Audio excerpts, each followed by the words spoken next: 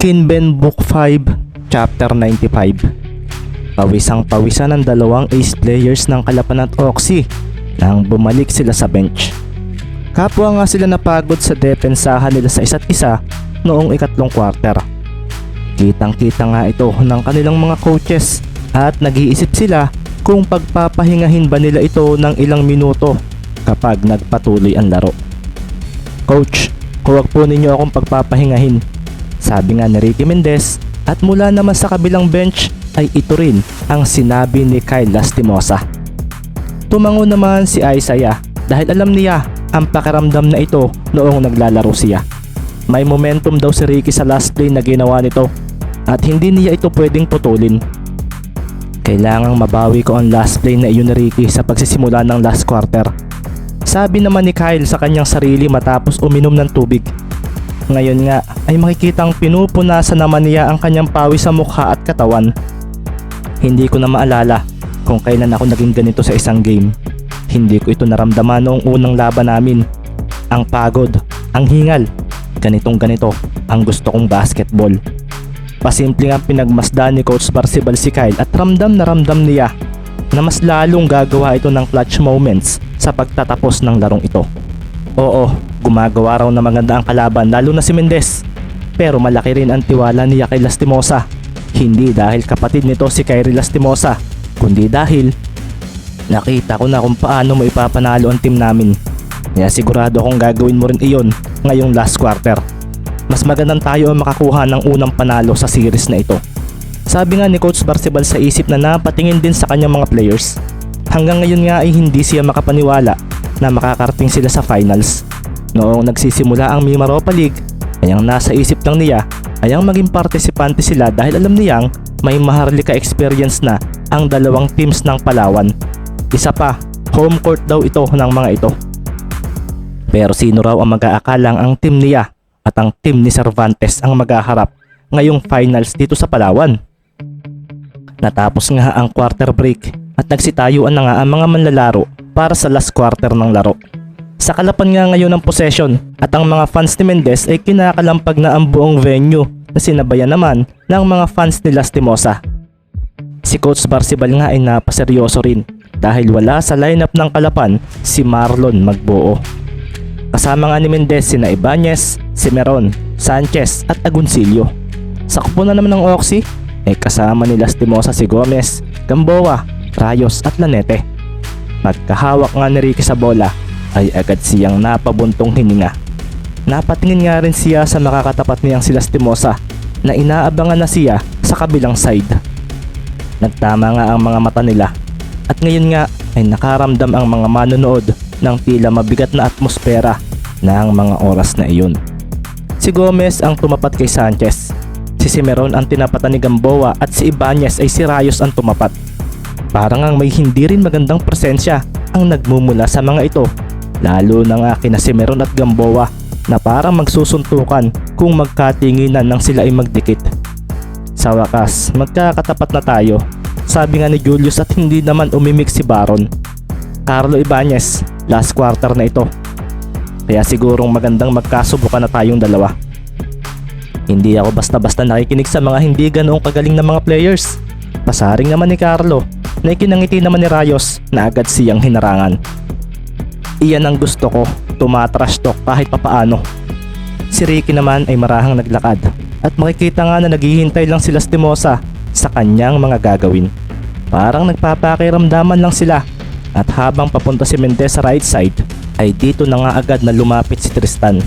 Bumigla na nga si Ricky ng pagbilis at sa pagbangga ni Lastimosa kay Agoncillo ay ginamit naman agad nito itong pagkakataon para tumakas dito. Isang switching ang naganap at sinabayan agad si Ricky ni Lanete. Si Tristan naman ay tumakbo agad papunta sa basket at pagkakita ni Mendez dito ay pumigla siya ng hinto para pahintuin din si Lanete. Pagkatapos nga noon ay ibinato ni Mendez ang bola sa sahig sa tabi nito.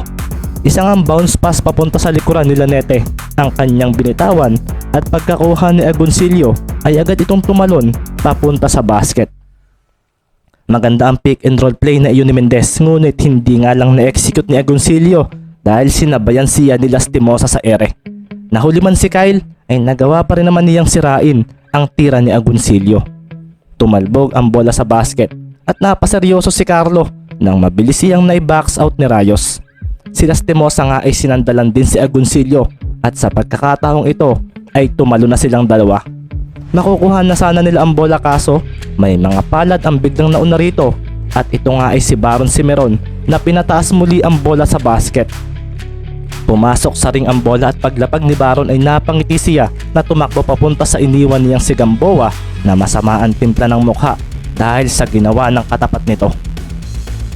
Si Lastimosa nga ay agad na hinarangan ni Cimeron at ang mga manunod ay napaseryoso dahil doon.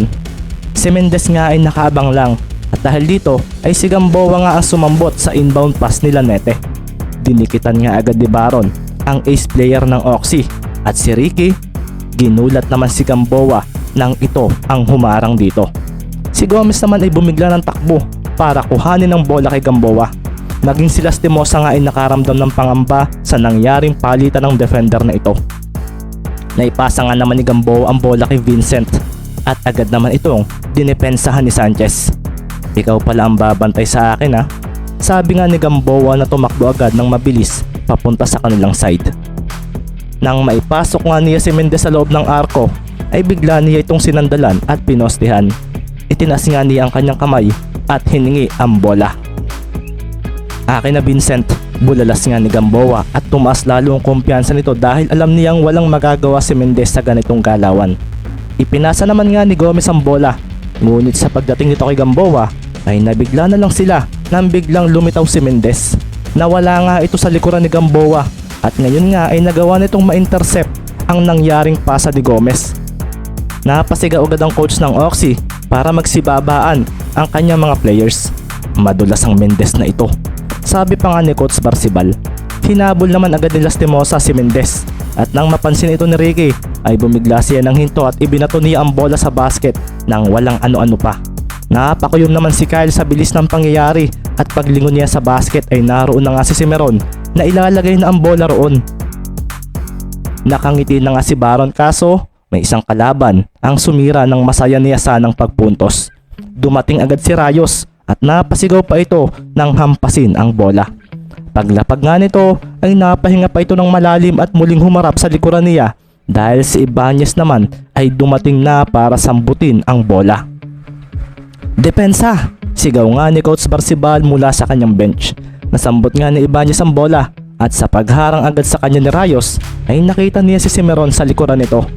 Ginalaw nga niya ang kanyang kamay para pakagatin ang kalaban kaso mula sa kanyang tabi ay bigla namang lumitaw si Gamboa na mabilis na hinaklit ang bola mula rito. Nabawi nga ng Oxy ang bola at agad niyang ibinato ito ni Gamboa sa bumabalik ng si Gomez. Si Sanchez naman ay mabilis sa sumabay roon at ginitgit niya si Gomez para hindi basta masambot ang bola. Makulit ang isang ito Sabi nga sa isip ni Vincent pa bumigla ng hinto at pasimpleng diniinan ng siko ang kanyang katapat. Napangisi nga siya nang mapatras si Sanchez at dito na nga niya sinambot ang bola na mabilis din niyang ipinasa sa dumating na si Lastimosa. Mabilis ngang pinatalbog ni Kyle ang bola at bumigla siya ng pagkaliwa ng si Mendez ay kamuntikan na siyang agawan. Napadiretso si Ricky at ang mga manonood ay napalunok sa dikdikang paglalaro ng mga nasa loob ng court. Parang ayaw magpa-score at parang ayaw malamangan. Si Kyle naman ay mabilis na pinahabol si Mendez at sa paglapit muli nito sa kanya ay dito na nga niya ito inatake. Si Ricky naman ay mabilis na gumalaw at sa paglampas nila sa isa't isa ay mabilis ngang gumalaw ang mga palad niya.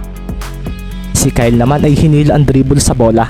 Nasa kaliwa nga niya si Mendez ng mga oras na iyon at mabilis niyang inilipat ito sa kanyang kanan na bigla na lang ding naglaho nang dagitin na Sanchez ang bolang dumating doon. Isang back pass din ang agad na ginawa ni Sanchez at mabilis sa pinatalbog ni Mendez ang bola. Si Dre nga ay sumandal din kay Kyle at napangiti si Coach Isaiah sa pangyayaring iyon. Napasigaw na nga lang si Coach Barcibal sa turnover na iyon ni Lastimosa. Si Mendez nga ay agad na hinabol ni Gamboa at Gomez. Kaso sa paghinto ni Mendez ay bigla na lang niyang pinahinto ang pagdepensa ng dalawa.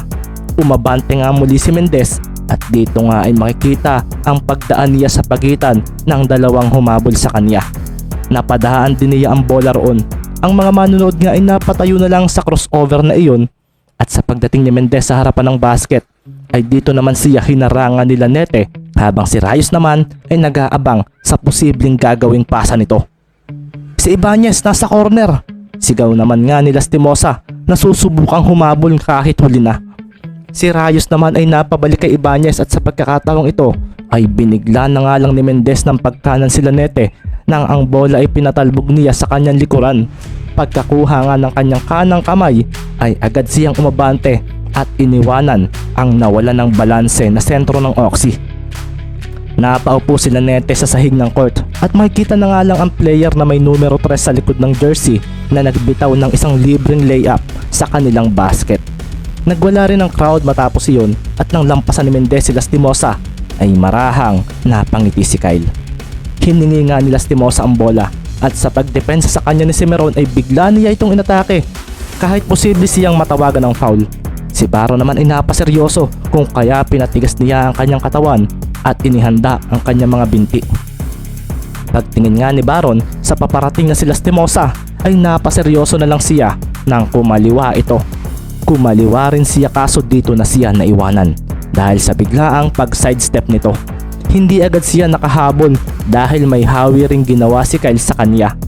Mas bumilis nga si Lastimosa at bigla na lang siyang napahinto ng may isang maliit na player ang humarang sa kanyang daraanan. Narito na nga si Mendez at sa pag-abante niya ay siya namang pagkaliwa nito. Iiwasan siya nito kung kaya agad niya itong pinasundan ng isang step back move. Ang mga nag-iingay-ngang fans ni Lastimosa ay biglang natahimik at ang mga players ng Oxy ay napaseryoso nang nakitang si Mendez ay biglang ibinato ang bolang kanyang hawak.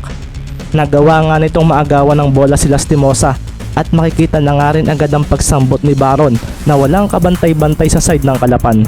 Isang libreng dunk nga ang ginawa ni Baron na naging dahilan upang mapakuyom si Coach Barcibal.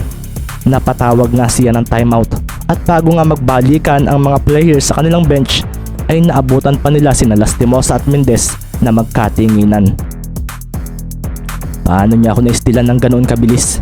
Nababasa ba niya ang galaw ko? Naitanong na nga lang ni Kyle sa kanyang sarili. Hindi pa rin nga siya makapaniwala. Pero ang ginawang iyon ni Ricky, tumama ang instinct ko. Sabi naman ni Ricky sa isip at dito na nga niya tinanguan si Lastimosa.